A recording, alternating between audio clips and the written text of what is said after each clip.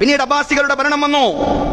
അവിടെയും ഭരണകൂടത്തിന്റെ അരുതായ്മകളെ അദ്ദേഹം ചോദ്യം ചെയ്തുകൊണ്ട് തന്നെയാണ് മുന്നോട്ട് വന്നത്. അബ്ബാസി ഭരണാധികാരിയായിരുന്ന മൻസൂർ അധികാരത്തിലേക്ക് വന്നപ്പോ ഇമാം അബൂ ഹനീഫയെ വിളിച്ചുകൊണ്ട് ചോദിക്കുന്നുണ്ട്, ഈ അധികാരം ഇപ്പോൾ അള്ളാഹു നൽകിയിട്ടുള്ളത് എനിക്കാണ്, അതിനെക്കുറിച്ച് താങ്കളുടെ അഭിപ്രായം എന്താണ്? എന്റെ കയ്യിൽ അധികാരം വന്നിരിക്കുന്നു, ഞാനതിന് അർഹൻ തന്നെയാണോ? മൻസൂർ ചോദിക്കുകയാണ് ഇമാം അബൂ ഹനീഫയോട്. ഇമാം അബൂ ഹനീഫ റഹ്മത്തുള്ളാഹി അലൈഹി പറഞ്ഞു, അള്ളാഹുവിന് വേണ്ടിയല്ല താങ്കൾ ഈ ചോദ്യം എന്നോട് ചോദിക്കുന്നത് എന്ന് എനിക്ക് നല്ലതുപോലെ അറിയാം. താങ്കളെ പേടിച്ച് ഞാൻ താങ്കൾക്ക് അനുകൂലമായ ഒരു മറുപടി നൽകുമെന്നും ആ മറുപടി താങ്കൾക്ക് ജനങ്ങളോട് പറയാമെന്നും ഞാൻ അങ്ങയോടൊപ്പമാണുള്ളതെന്ന് ജനങ്ങളോട് താങ്കൾക്ക് പറയാമെന്നും ധരിച്ചുകൊണ്ടാണ് താങ്കൾ ഈ ചോദ്യം ചോദിക്കുന്നത്.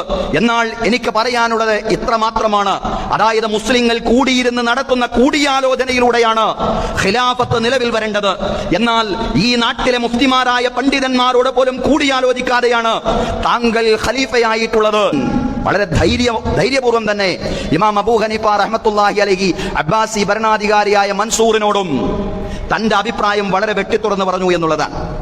ഇമാം അബൂ ഹനീഫയെ അനുനയിപ്പിക്കാൻ വേണ്ടി വിലപിടിച്ച സമ്മാനങ്ങൾ നൽകുന്നുണ്ട്, ധാരാളം സമ്മാനങ്ങൾ മൻസൂർ നൽകിയെന്നാണ്. പക്ഷേ എല്ലാ സമ്മാനങ്ങളെയും ഇമാം അബൂ ഹനീഫ തിരസ്കരിക്കുകയാണ് ചെയ്തത്.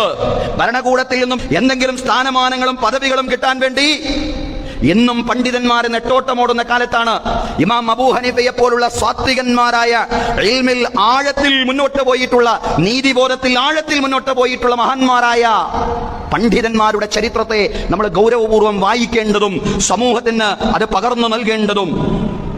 അദ്ദേഹം പറഞ്ഞു, സമ്മാനങ്ങളൊന്നും സ്വീകരിക്കാത്തതെന്താണ്? മൻസൂർ ചോദിക്കുകയാണ് ഇമാം അബൂ ഹനീഫയോട്. അബൂ ഹനീഫ റഹ്മത്തുള്ളാഹി അലൈഹി പറഞ്ഞു, അമീറുൽ മുഅ്മിനീൻ എന്ന നിലയ്ക്ക് അങ്ങ് തന്ന സമ്മാനങ്ങളാണ് ഞാൻ തിരസ്കരിച്ചിട്ടുള്ളത്. എന്നാൽ ഒരു വ്യക്തി എന്ന നിലക്കാണ് താങ്കൾ തരുന്നതെങ്കിൽ അത് സ്വീകരിക്കാൻ ഞാൻ തയ്യാറാണ്.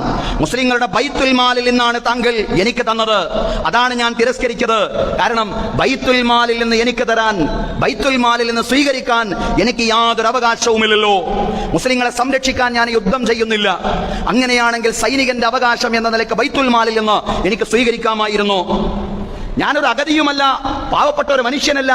അങ്ങനെ വളരെ പാവപ്പെട്ട ഒരാൾ എന്ന നിലയ്ക്ക് ബൈത്തുൽ മാലിൽ നിന്ന് താങ്കൾ തരികയാണെങ്കിൽ, ഞാൻ അഗതിയാണെങ്കിൽ ആ ഒരു പരിഗണന വെച്ചുകൊണ്ട് എനിക്ക് പൊതുമുതൽ സ്വീകരിക്കാമായിരുന്നു. പക്ഷേ ഞാനൊരു പാവപ്പെട്ടവനുമല്ല, അതുകൊണ്ട് താങ്കളുടെ സമ്മാനം സ്വീകരിക്കാൻ എനിക്ക് യാതൊരു അർഹതയുമില്ല.